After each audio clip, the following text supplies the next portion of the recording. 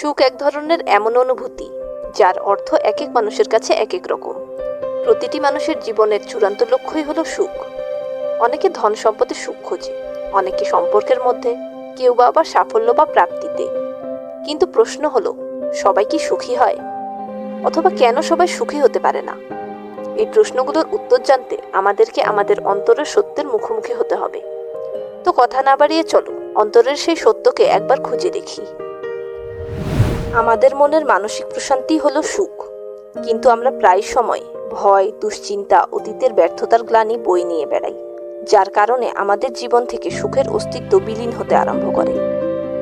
অনেকেই এমন আছো যারা বর্তমানে ভালোভাবেই আছো, কিন্তু অতীতের কোনো দুঃখজনক অভিজ্ঞতা তোমার মনকে এখনো কুরে কুরে খাচ্ছে। কেউ হয়তো প্রেমে ব্যর্থ হয়েছো, কেউ বা হয়তো জীবনের কোনো পরীক্ষায়। আর অতীতের সেই বিষণ্ণতা তোমার বর্তমানকে অনবরত বিষিয়ে তুলছে। তুমি সুখের খোঁজে হাঁপিয়ে পড়ছো, কিন্তু একবার সেই অতীতকে ভুলে সামনে এগিয়ে যাও, দেখবে সুখ দুহাত বাড়িয়ে তোমার অপেক্ষা করছে। যদি অতীতের ছায়া কাটিয়েই উঠতে না পারো, তাহলে সুখের ছোঁয়া অনুভব করবে কি করে?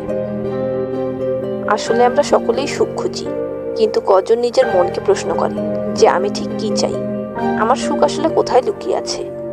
আমরা বাইরের জগৎ নিয়ে এতটাই ব্যস্ত থাকি যে নিজের ভিতরের সত্তার সঙ্গে যোগাযোগ হারিয়ে ফেলি। এর ফলে আমরা যা পাচ্ছি তা দিয়ে আমরা তৃপ্ত হতে পারি না। মনে করো কেউ একজন সারাদিন কর্মক্ষেত্রে ব্যস্ত থাকে আর রাতে মোবাইল স্ক্রিনে চোখ রেখে ঘুমিয়ে পড়ে, যেখানে তার আত্মার হয়তো প্রয়োজন ছিল কিছুটা প্রকৃতির সান্নিধ্য, পরিবারের সাথে কিছুটা সময় কাটানো, কিংবা প্রিয় কোনো কাজ করা। কিন্তু সে তার নিজের মনের চাহিদাই বোঝে না, তাই সুখ তার কাছে অপূর্ণ থেকে যায়। সত্যি বলতে, আমরা সুখী হতে না পারার অন্যতম একটি কারণ হলো অতিরিক্ত প্রত্যাশা।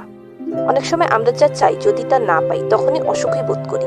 কিন্তু সেই চাওয়াটা কি সবসময় যুক্তিসঙ্গত? যদি তুমি সারাক্ষণ অন্যের সঙ্গে নিজেকে তুলনা করো, তবে কিভাবে সুখকে অনুভব করবে? ধরে নাও একজন ব্যক্তি একটি অফিসে চাকরি করে, যেখানে তার মাসিক বেতনও ভালোই, সহকর্মীরাও সদয়, কাজেও আনন্দ পায়।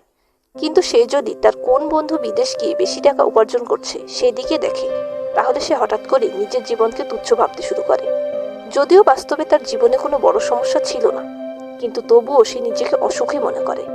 এক্ষেত্রে তুলনা আর অপূর্ণ প্রত্যাশাই তার জীবন থেকে সুখ কেড়ে নেওয়ার জন্য যথেষ্ট ছিল। তাই সবচেয়ে গুরুত্বপূর্ণ হলো নিজের প্রতি নিজের দৃষ্টিভঙ্গি। যদি তুমি সারাক্ষণ নিজেকে দোষ দিতে থাকো, নিজের দুর্বলতাগুলোকে বড় করে দেখো, তাহলে তোমার মধ্যে এক ধরনের হীনমন্যতা গড়ে উঠবে। আর এই আত্ম অবিশ্বাসী তোমার সুখের পথের বড় বাধা। এজন্য নিজেকে গ্রহণ করে নিতে শেখো, নিজের সীমাবদ্ধতাগুলোকে মেনে নিয়ে এগোতে থাকো। তাহলেই তুমি ছোট ছোট জিনিসেও আনন্দ খুঁজে নিতে পারবে। সবাই সুখী হয় না, এই কথাটি সত্য হলেও এর মানে এই নয় যে সুখ সবার জন্য নয়। সত্যি বলতে কি, সুখ আসলে বাইরের কিছু নয়, বরং অন্তরের অনুভব।